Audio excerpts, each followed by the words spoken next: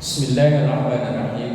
Kita melanjutkan ngaji kita dari kitab Riyadhus Shalihin, memasuki bab yang ke-14, babun fil iktisadi fil ibadah. Bab yang menjelaskan atau menerangkan tentang iktisad, sederhana atau tengah-tengah, enggak berlebihan, fil ibadati, di dalam ibadah. Di dalam ibadah saja kita tidak boleh berlebihan, tidak boleh memaksakan diri, apalagi yang di luar ibadah. Cuma terkadang kita ini sering memaksakan diri karena nggak enak, dengan lingkungan. Padahal aslinya itu bukan perintah agama, hanya satu kebiasaan. Karena kita nggak enak, akhirnya kita bela-belain untuk melaksanakannya. Padahal terkadang itu memberatkan. Misalnya contoh, budaya di kita ini kaum Nahdiyin, kalau ada yang meninggal, acara 7 hari, 40, 100 dan seterusnya. Yang wajib itu mendoakan. Sementara ada hitungan 7, 40, 100 dan seterusnya, itu adalah budaya. Kalau mendoakan, insya Allah enggak memberatkan. Tapi terkadang yang budaya itu, yang ada suguhan, apalagi yang memberatkan, nah itu. Lah kalau memang dia orang yang mampu, lah monggo. Tapi orang yang tidak mampu, tapi terkadang karena nggak enak dengan lingkungan, karena lingkungan kanan kiri padang ada yang suguhan yang macam-macam, akhirnya memberatkan. Padahal dalam hal ibadah saja tidak boleh untuk memberatkan, apalagi yang bukan ibadah. Cuma kadang pandangan masyarakat di kita ketika enggak sama dengan yang sudah ada, dianggapnya punya ajaran yang berbeda. Nah ini yang perlu kita kasih penjelasan kepada jamaah kita itu, bahwa kita harus bisa membedakan mana antara ibadah dan budaya, agama dan budaya. Dalam hal agama saja kita tidak boleh berlebihan, apalagi yang bukan agama. Seperti biasa, Imam An-Nawawi ketika membahas satu bab diawali dengan ayat-ayat Quran. Ini diawali dengan surah Toha ayat 1 dan kedua. Toha ma anzalna 'alaikal Qur'ana litashqa. Toha. Oleh sebagian mufassir enggak mau spekulasi, langsung menerjemahkan wallahu a'lam bimuradi. Hanya Allah yang tahu maksudnya ketika ketemu ayat-ayat yang masih berupa huruf-huruf seperti ini. Toha, Yasin, Alif Lam Mim, Alif Lam Mim Ra, Kaf Ha Ya Ain Shad. Ada yang cuma satu huruf, Nun, Qaf. Lah, sebagian ulama tidak mau berspekulasi, pokoknya kalau ketemu yang begini ini, ya wis diserahkan maknanya kembali kepada Allah. Wallahu a'lam bimuradi. Allah lah yang lebih paham maksud dari seperti ini.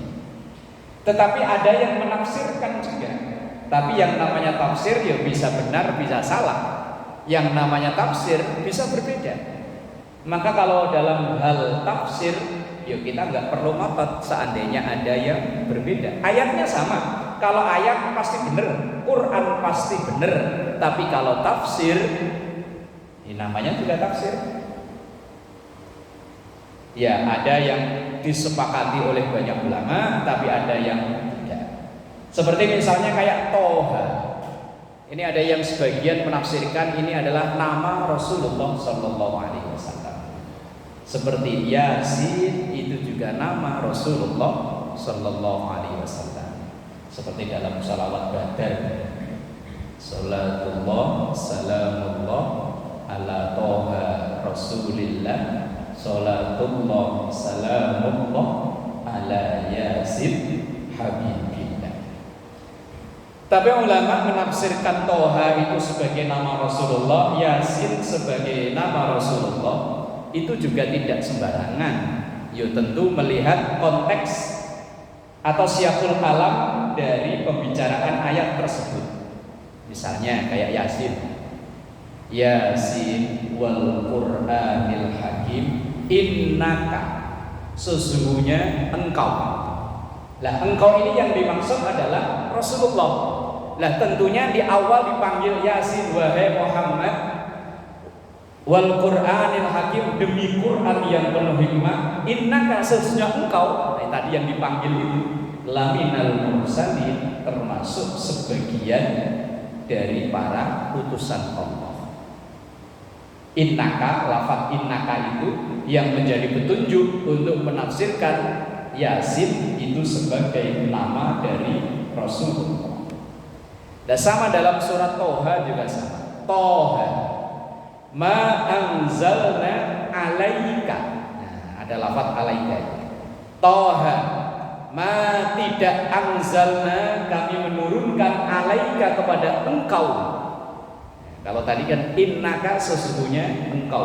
Lah engkau ini yang dimaksud adalah orang yang dipanggil tadi. Kalau tadi memanggilnya Yasin, kalau sekarang memanggilnya Toha. Tapi karena nanti seandainya jamaah hadir di tempat lain ada pengajian mengatakan Toha, hanya Allah yang maha tahu artinya, itu benar. Tapi seandainya ada makna lain, ya bisa benar, bisa enggak. Wong namanya tafsir itu tadi. Tapi ya tentu ulama itu menafsirkan tidak sembarangan, butuh disiplin ilmu macam-macam. Toha diartikan sebagian ulama nama Nabi Muhammad Sallallahu Alaihi Wasallam. Ma tidak anzalna, kami menurunkan Al-Qur'an alaika kepada engkau, Al-Qur'ana, Quran itu, litashqa, untuk memberatkan. Kalau boleh diterjemahkan, wahai Muhammad, Toha, Muhammad, ma anzalna alaika, kami tidak menurunkan kepadamu Quran itu, litashqa, untuk memberatkan. Karena awal-awal turunnya syariat atau perintah-perintah yang ada dalam Quran itu dibuli oleh orang-orang yang tidak mau iman, mengatakan bahwa perintah Quran itu cuma repotin doang, perintah Quran itu nyusahin. Lawang memang banyak di antara sesuatu yang dulu menjadi kegemaran orang-orang Quraisy, orang-orang kafir, yang malah dilarang oleh Quran. Misalnya, satu kebanggaan orang jahiliyah dulu adalah apabila mabuk. Semakin banyak minuman yang diminum, semakin bangga. Mungkin menaikkan rating. Semakin kalau minum cuma segelas kok langsung deyeng-deyeng, cemen. Sebotol baru deyeng-deyeng, wah ini kelasnya. Kalau yang sudah satu kerat, satu drum, wah lah ini kelas tinggi. Kebanggaan mereka kalau minum minuman tadi. Begitu Islam datang, malah larang minuman. Mereka berat, waduh, yang kita seneng kok dilarang. Repotin aja di Quran ini. Walaupun walaupun turun pengharaman mabuk, itu kan bertahapannya juga lama. Tahapan pertama, Muhammad, kalau ada yang nanya tentang minuman itu, bilang ada manfaatnya, tapi ada madorotnya. Manfaatnya ya untuk gaya-gayaan itu tadi, atau kalau orang sekarang manfaatnya ya mungkin untuk jamu. Ada ya yang alasan, kalau buat jamu mah nggak apa-apa.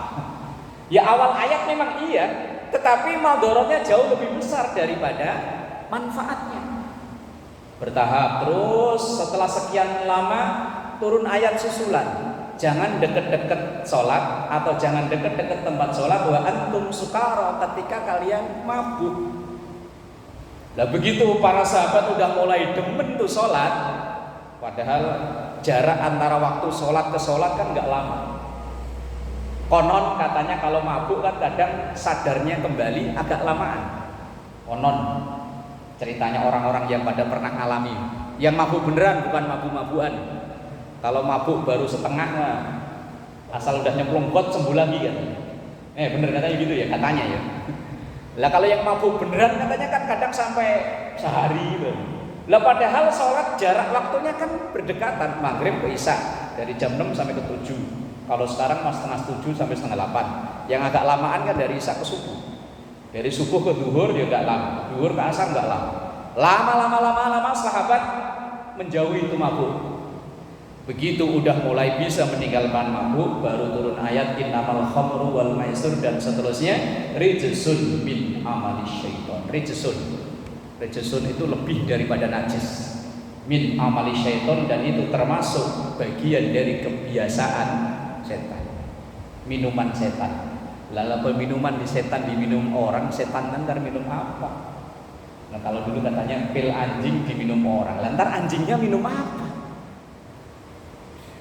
Lah sesuatu yang mabuk itu jadi kesenangan orang jahiliyah saat itu, lah tiba-tiba sama Quran walaupun secara bertahap diharamkan. Makanya bilang mereka Quran itu repotin. Kemudian jadi tradisi orang jahiliyah dulu sering angkat anak, ngadopsi anak. Begitu cocok langsung dibinkan ke orang yang adopsi. Misalnya saya, ada anak ganteng, karena saya kaya kemudian saya beli. Nah, kemudian saya adopsi, kemudian dibinkan ke saya. Begitu turun Quran, ternyata itu dilarang oleh Quran.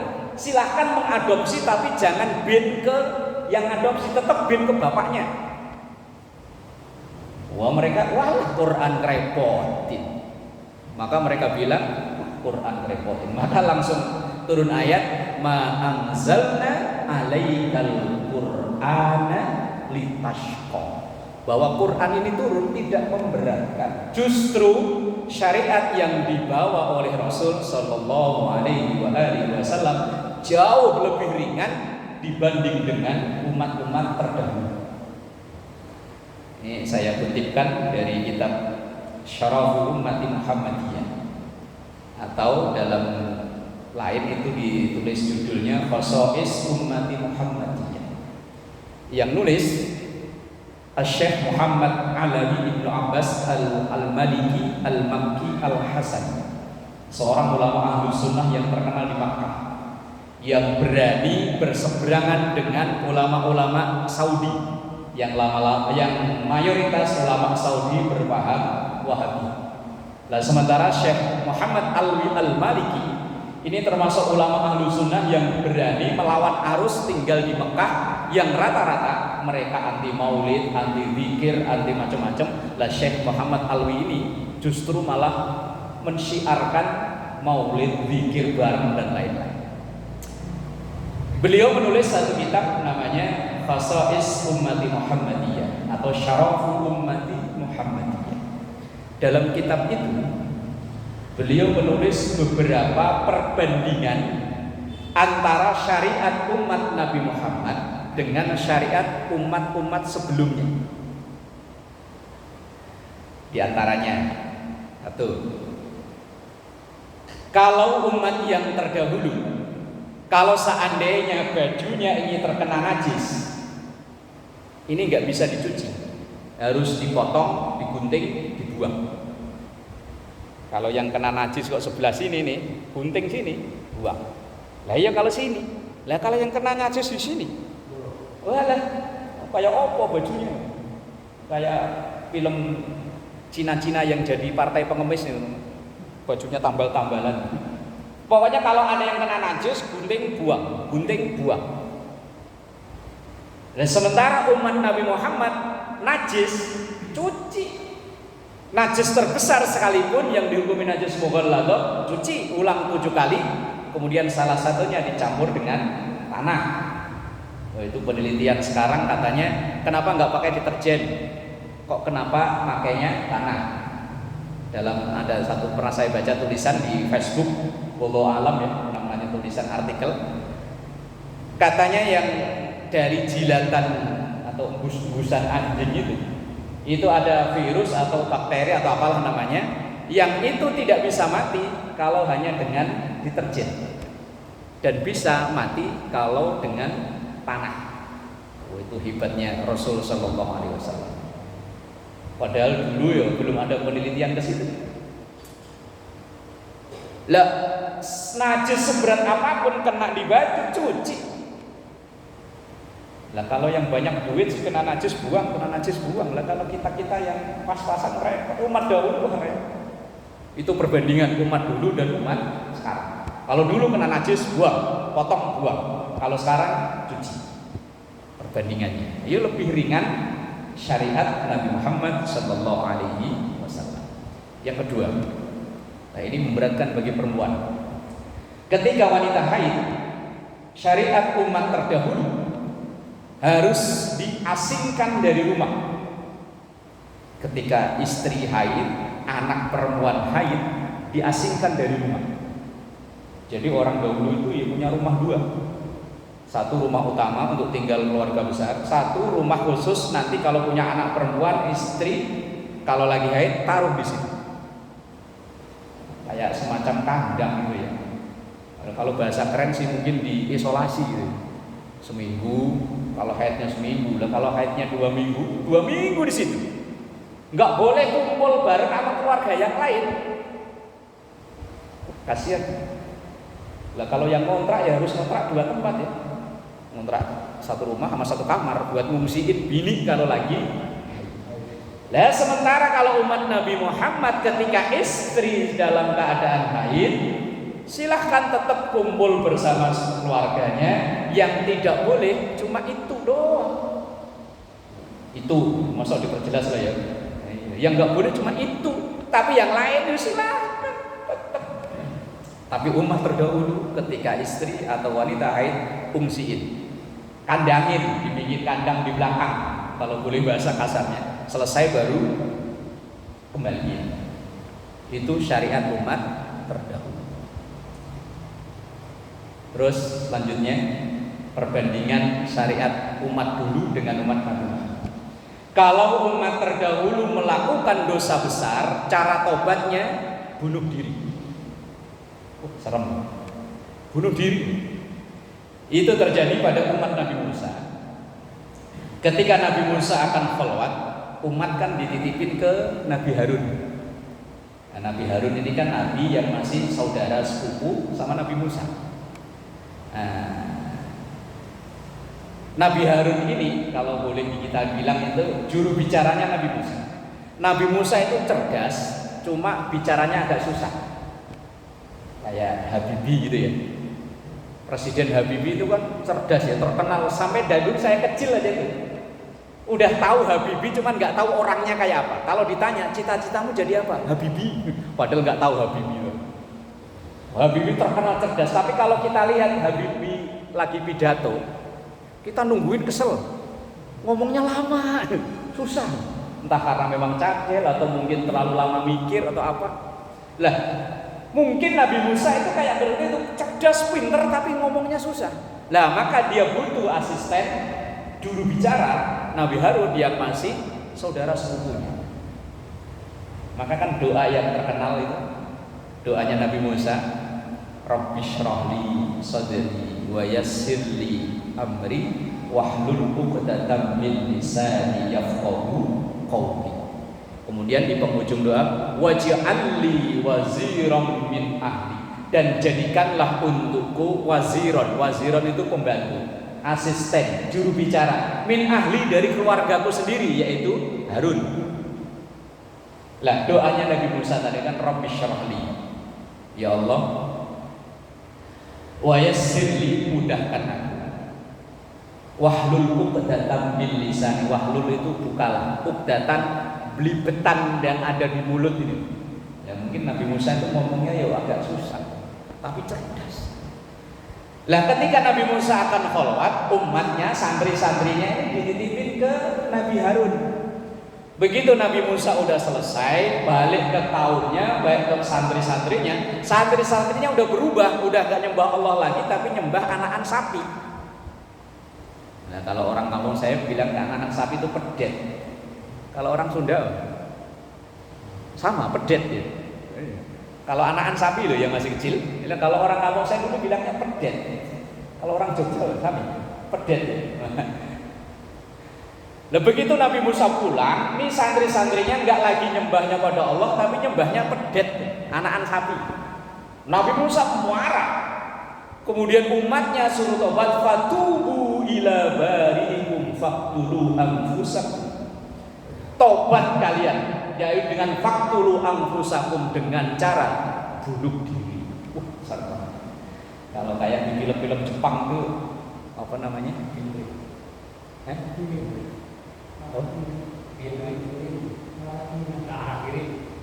Harakiri. Ya kan kalau kita nonton film-film Jepang itu, kalau disuruh tugas gagal, begitu lapor bos bunuh diri. Nabi Musa begitu umatnya. Umat Nabi Muhammad sebesar apapun dia berbuat dosa, asal dia taubatan nasuha, diampuni oleh Allah. Dulu mungkin kalau sekarang disuruh begitu habis. Rata-rata kita pernah lakukan dosa besar ya, rata-rata ya. Walaupun ngumpet-ngumpet, pokoknya kalau pengen bener-bener taubat, bunuh diri, abut. Itu umat terdahulu. Membandingkan dengan umat Nabi Muhammad ya jauh lebih ringan. Umat Nabi Muhammad sallallahu alaihi wasallam. Kemudian perbandingan berikutnya, tahrim istighalihim yauma idihim. Haramnya, dilarangnya melakukan kegiatan apapun di hari raya mereka. Pokoknya asal tiba hari rayanya, mereka dilarang melakukan apapun kecuali hanya ibadah tok. Misalnya nih, kalau dulu umat Nabi Musa hari rayanya itu kan hari Sabtu. Setiap minggu itu ada hari raya, hari rayanya hari Sabtu. Kalau kita umat Nabi Muhammad, hari rayanya Jumat, yang mingguan. Nah, umat Nabi Musa setiap hari Sabtu dilarang untuk beraktivitas lain. Pokoknya semuanya jadi satu ibadah dalam seharian full. Nah kalau saudara kita yang di Bali, itu kan ada hari raya Nyepi ya. Bener ya? Nyepi ya. Nah itu kan mereka sama sekali nggak aktivitas apa-apa kan. Konon katanya, kalau kita lihat-lihat baca-baca di Google gitu, kalau hari raya Nyepi mereka nggak ngapa-ngapain, pokoknya di dalam rumah. Sampai katanya nyalain lampu aja enggak, katanya. Nah itu umat Nabi Musa dulu ya begitu. Setiap hari Sabtu, ya mereka enggak keluar rumah. Terus pokoknya ibadah di dalam rumah atau di tempat ibadah mereka. Nah akhirnya sehari, 2 hari, sebulan, 2 bulan, setahun, 2 tahun, akhirnya ada yang nyolong-nyolong. Karena mayoritas saat itu umat Nabi Musa ini kan nelayan. Ya mungkin kayak sini kayak orang-orang Depok atau orang Cilincing, orang nelayan. Lah begitu ada yang nyolong-nyolong keluar hari Sabtu, jaring ikan dapatnya banyak. Ngomong-ngomong ke teman yang lain, ternyata kita dilarang keluar hari Sabtu. Hari Sabtu itu hari bagus buat mancing. Kalau sekarang tetap ya hari Sabtu ya, karena libur kan Sabtu. Ya liburnya kan Sabtu, makanya hari bagus buat mancing itu Sabtu. Kata orang-orang yang mengelola tempat pancingan, wah rame mah hari Sabtu Minggu lah. Umat Nabi Musa dulu Sabtu itu dilarang untuk aktivitas apa-apa. Akhirnya ada nyolong jaring ikan. Ketahuan apa Nabi Musa. Nabi Musa yang marah lah. Nabi Musa itu kalau dalam sejarah termasuk yang gampang marah. Begitu dimarahin umatnya, akal-akalan. Bener dia. Hari Sabtu nggak keluar, cuman Jumat sore masang jaring, lah kemudian Minggu pagi diambil. Nabi Musa ketahuan marah lagi, akhirnya kalau bahasa kita disumpahin, Apa itu? Kunu kirodatan khasiin itu kalau dalam Qur'annya itu disumpahin atau diapain namanya? Dikutuk, bener dikutuk. Wah, akhirnya umatnya Nabi Musa dikutuk, akhirnya semua kunu kirodatan khasiin, jadilah kalian seperti bukan seperti, ya memang jadi monyet. Makanya kadang kalau kita ngelihat monyet itu kayak hampir mirip-mirip ya. Cuman dia buntutnya di belakang, kita di depan. Kadang kalau saya lihat yang topeng monyet, ya Allah, kok ya perilakunya kayak kita, naik egram bisa, naik motor bisa. Lo kadang sholat ya bisa loh. Kreng, mimin sholat, ya tangannya ya begini. Sujud, ya sujud beneran. Lah, itu jangan-jangan jelmaan umat Nabi Musa. Lah kita hari raya asal selesai sholat ya udah mau ngapain lagi ya bebas. Hari raya kita Jumat pagi ya masih kerja. Kadang juga pas adzan baru cukup baru ke masjid. Makanya kadang kalau khutbah Jumat di perkantoran, kalau sekarang sih mending ya, duhurnya jam 12 lebih. Begitu kita naik mimbar, karyawan udah ngumpul. Kalau duhurnya jam 12 kurang 5 menit, kurang 10 menit kan kantor baru pada istirahat. Kita udah naik mimbar. Kemarin baru ada beberapa orang, tengah-tengah khutbah baru nongol atu. Kadang pas qomat baru pada datang. Umat Nabi Muhammad gimana? Nggak enak nanti selesai sholat Jumat lanjutin. Malah kalau dalam Quran fa idza qudiyatis shalah fantashiru fil ardi wabtaghu min fadlillah. Kalau udah selesai sholat, ya silahkan keluar, cari itu karunia Allah, lanjutin kerja. Lah umat dulu kalau pas hari raya nggak boleh kerja. Lah umat Nabi Muhammad tetap silahkan. Mau hari raya juga pagi asal udah sholat id, siangnya ya terserah. Kalau yang pulang kampung, kalau budaya di kampung sih keliling ya dari rumah saudara-saudara. Lah kalau yang kebetulan nggak pulang kampung di sini, ngapain habis sholat id? Tidur. Kalau yang hobi mancing ya, nggak ada saingannya malah. Pada pulang kampung lawannya. Lah umat terdahulu kok sampai begitu lah. Kunu kirodatan khosiin. Jadi monyet. Serem banget dulu.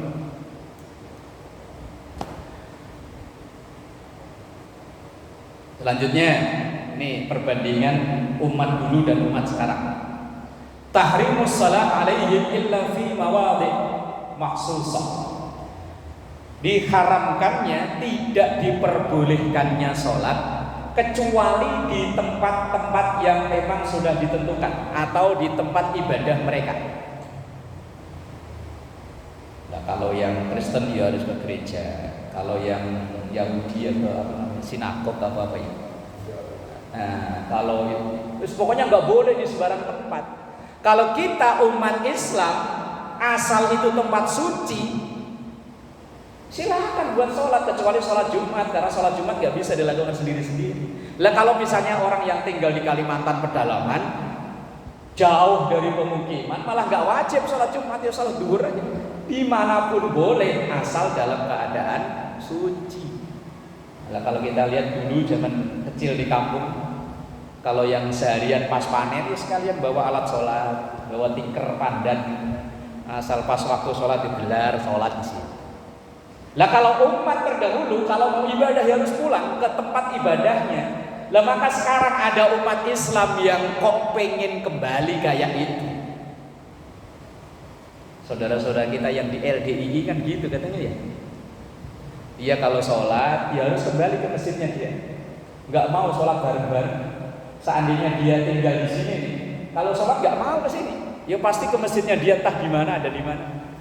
Kalau daerah sini saya lihat ada plangnya di situ, dekat Polsek Tarumajaya. Agak ke sono itu kan saya lihat ada plang LDII. Lah mereka kalau sholat, ya kok. Ini saya belum lihat langsung sih belum, hanya cerita dari teman-teman. Ada tetangga dulu itu yang dia kerja di satu perusahaan. Padahal di perusahaan itu yang ada yang Jumatan. Cuma ada teman yang ikut ajaran LDII itu. Lah kalau mau sholat pulang, ya kan nyampein diri. Wong Islam itu membolehkan kita ibadah di mana saja, yang penting tempat itu memenuhi syarat. Di kantor ya boleh, di pabrik boleh. Lah mereka kok yang LDII itu katanya sholat harus pulang. Kalau sholat di sini nggak mau. Mau sampai yang meninggal aja disolatinya harus di masjidnya dia. Walaupun tinggalnya dia dekat masjid, kalau bukan dia nggak mau. Nah ini kan pengen kembali kayak umat dulu. Kalau umat sekarang, umat Nabi Muhammad, sholat di mana aja terserah. Yang penting memenuhi syarat. Nah, saudara kita yang berbeda agama juga sama. Saya pernah kerja, bos saya itu kan non Muslim, Kristen. Nah kebetulan anaknya itu, saya dulu kerja di Priuk, nikahnya anaknya orang Kalimalang atau orang Cawang. Setiap minggu ibadahnya tetap ke Priuk, padahal tinggalnya di Cawang atau di Kalimalang. Dan saya tanya, Mas, emang di Kalimalang gak ada gereja? Kok setiap minggu ibadahnya ke gereja Jawa yang di Cilincing? Kok ke situ mulu? Dia bilang, wah kalau orang Islam mah enak, mau sholat di masjid mana saja juga boleh. Kalau kita mah nggak bisa, harus ngurus surat pindah. Bener ya? Iya, saya nanya itu anaknya bos saya dulu, saya tanyain, harus ngurus surat pindah, harus ada persetujuan dari pendeta setempat. Oh yo, agak ribet. Kalau kita mah gampang, mau kemana aja juga boleh. Maghrib sholat di sini, ntar isya sholat di mana? Terserah. Enaknya umat Islam kan gitu. Nggak cuma langkah umat Islam yang tadi kok apa? Kembali ke masjidnya kok nyampe-nyampein diri. Kalau Kristen ya memang ajaran dari sononya begitu katanya ya. Pernah punya teman yang begitu. Ngurus surat pindah ya. Kayak anak sekolah gitu ya. Tapi ngurus oh gitu. Oh, iya. Berarti ibarat anak sekolah nggak bisa lanjutin kelas 2 gitu ya. Langsung ulang kelas 1 lagi gitu. Yes, itu ajaran mereka, ya kita hormati, kita hargai, kayak keyakinan mereka. Nah ini kita hanya membahas apa yang disampaikan Syekh Muhammad Alwi Al-Maliki tentang enaknya umat Nabi Muhammad. Maka ya jangan memberatkan diri itu tadi. Al-iqtisad fil ibadah. Contoh lain atau perbandingan lain.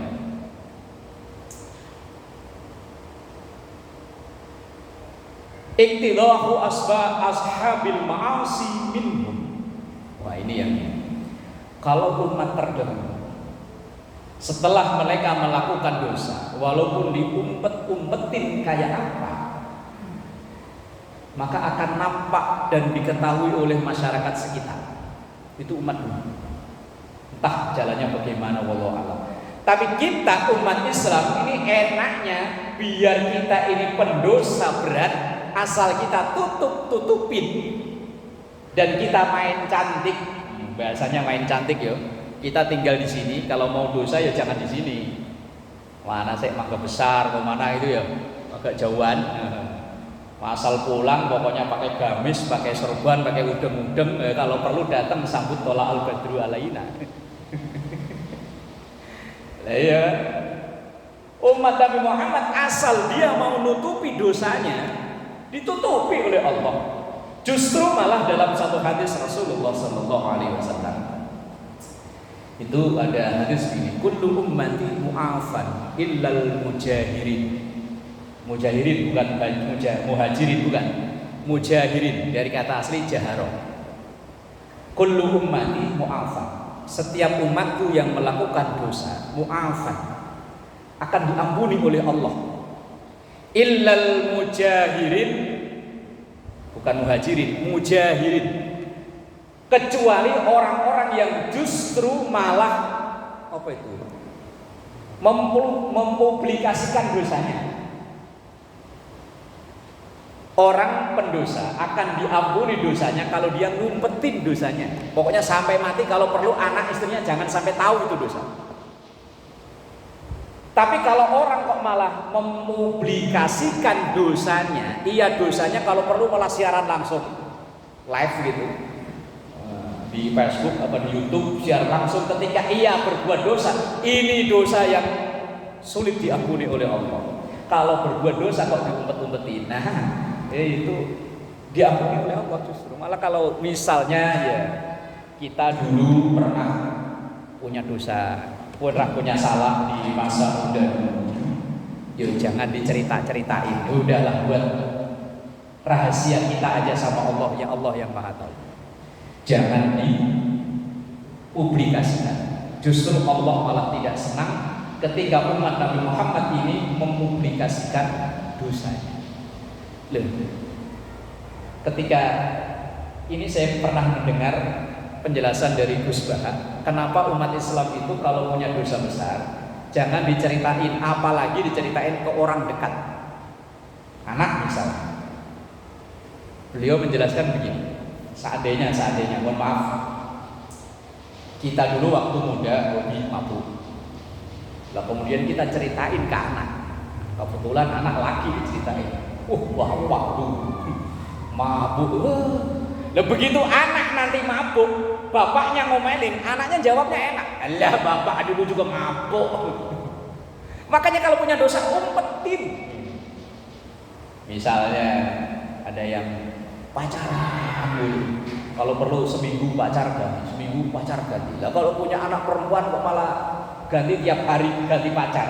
Kita omelin, anak perempuan ngomongnya enak, bapak juga gitu. Lah makanya punya dosa umpetin.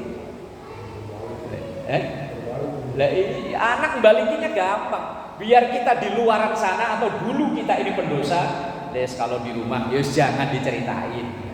Biar anak itu tetap bangga dengan kita.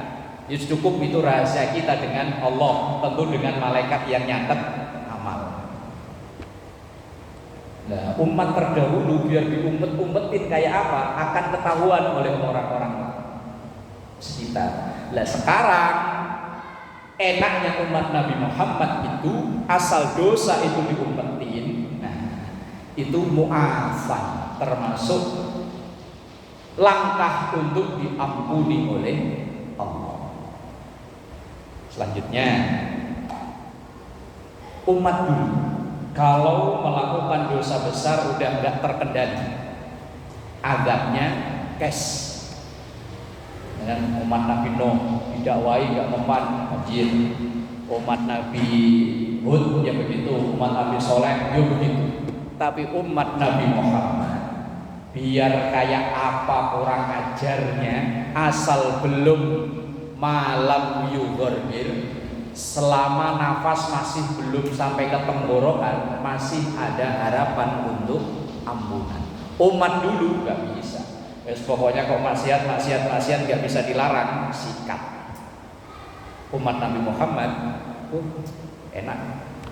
Pokoknya asal belum malam yugorgir, masih ada peluang untuk diampuni oleh Allah.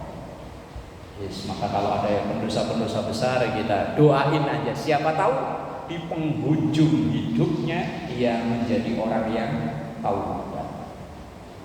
Tapi kadang ya kalau melihat di TV atau di YouTube, apalagi yang beberapa hari lalu heboh yang orang Swedia bakar Quran dengan dikawal sama polisi, kayaknya bedek. Tapi kita mau bisa apa? Yuk kita doain. Siapa tahu kasusnya kayak Sayyidina Umar bin Khattab. Umar bin Khattab itu masuk Islam. Itu kan pada saat lagi di puncak kebencian terhadap Islam. Bahkan Rasulullah juga mau dibunuh. Begitu dalam perjalanan yang mau membunuh Rasulullah, ketemu seseorang, dikasih tahu, Umar mana? Membunuh Muhammad. Lah ngapain bunuh Muhammad? Adikmu udah ikut ajaran Muhammad. Akhirnya dia datengin adiknya, pas yang dibaca surah Toha yang kita baca di awal tadi, Umar masuk Islam. Masuk Islamnya pas lagi puncak-puncak kebencian terhadap Islam. Makanya yang pendosa-pendosa besar dalam tanda kutip ya, selama malam yugorgir tadi itu, sebelum tenggorokan nyawa nyampe ke tenggorokan, masih ada harapan untuk mendapat ampunan dari Allah Subhanahu wa taala. Kemudian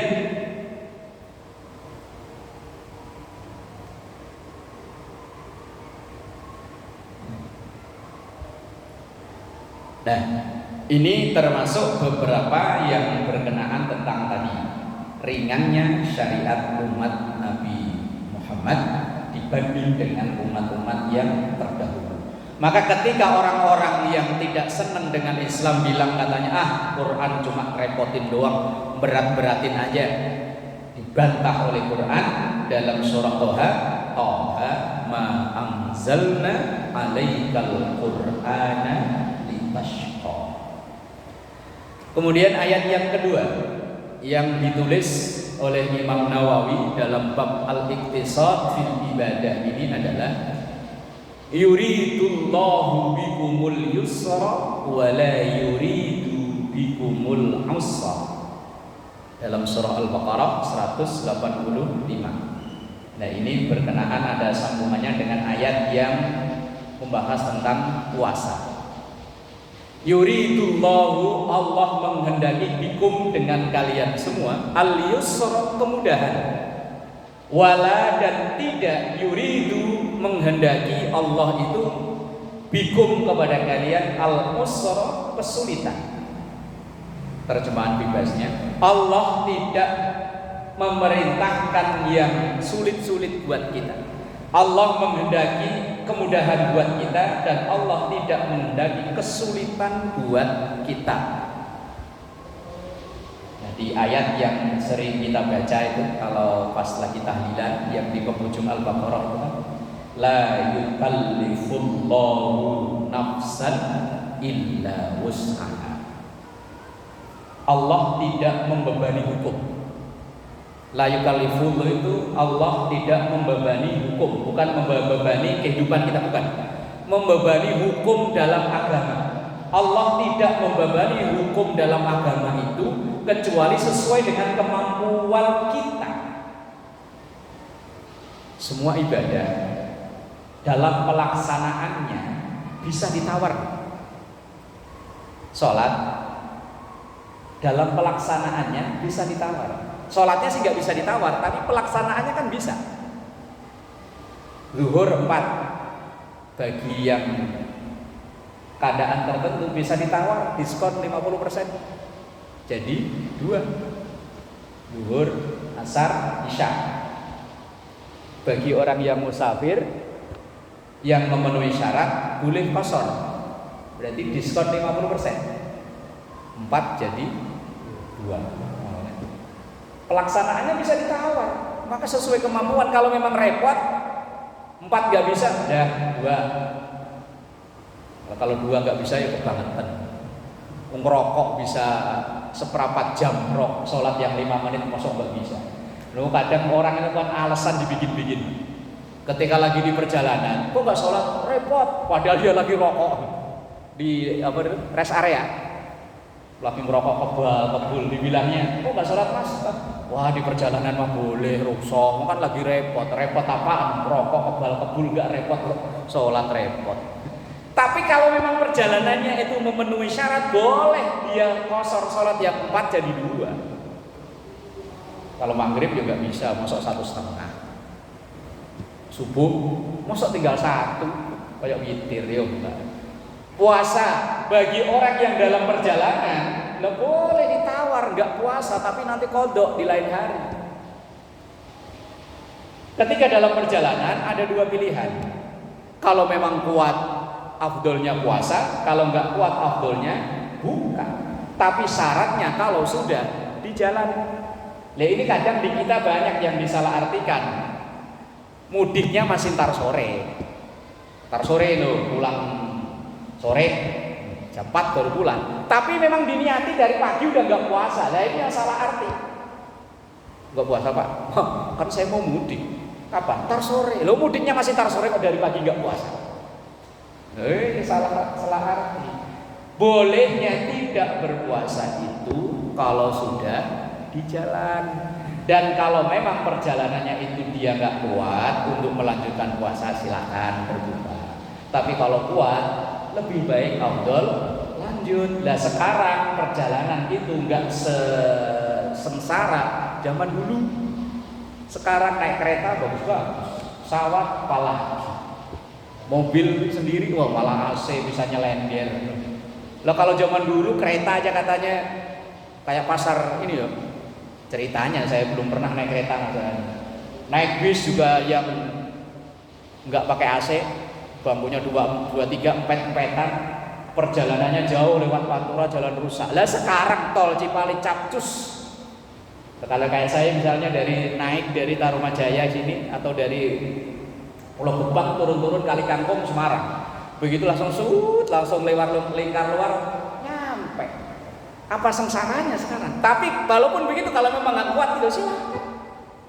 Tapi kalau kuat lebih baik lanjut. Makanya Allah itu yuridullahu bikumul yusra wa la yuridu bikumul usra.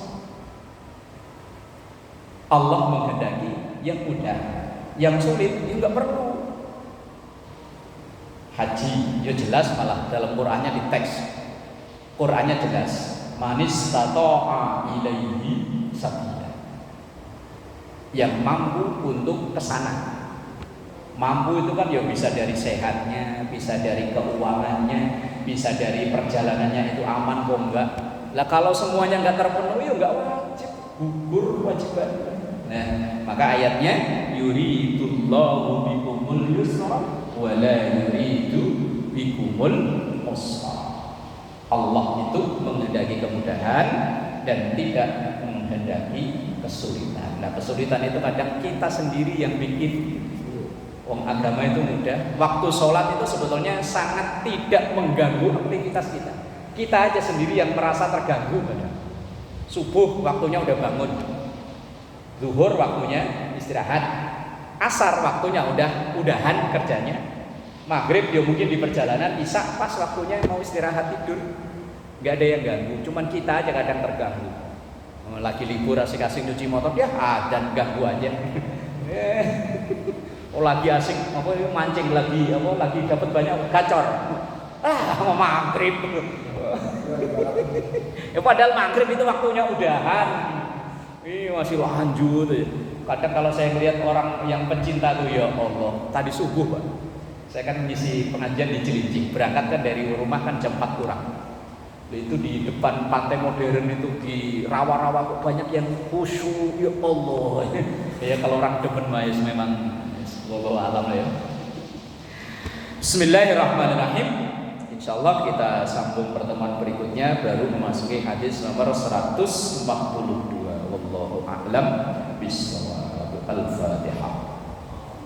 A'udzubillahi minasyaitonir rajim. Bismillahirrahmanirrahim. Alhamdulillahirabbil alamin. Iyyaka na'budu wa iyyaka nasta'in. Shiratal ladzina an'amta 'alaihim ghairil maghdubi 'alaihim waladdallin. Astaghfirullahaladzim al-ma'bud ya dzal jalali wal ikram. A'udzu billahi minasyaitonir rajim. Bismillahirrahmanirrahim. Alhamdulillahirabbil alamin. Allahumma shalli 'ala sayyidina Muhammad wa 'ala ali sayyidina Muhammad. Allahumma inna nas'aluka ilman nafi'an wa fahman wasi'an wa 'amalan taqabbala wa rizqan katsiran halalan tayyiban mubarakan wa waladan salihan. ربنا آتنا في الدنيا حسنة وفي الآخرة حسنة وقنا عذاب النار. صلى الله على سيدنا محمد وعلى آله وصحبه وسلم والحمد لله رب العالمين. Terima kasih dan mohon maaf. Assalamualaikum warahmatullahi wabarakatuh.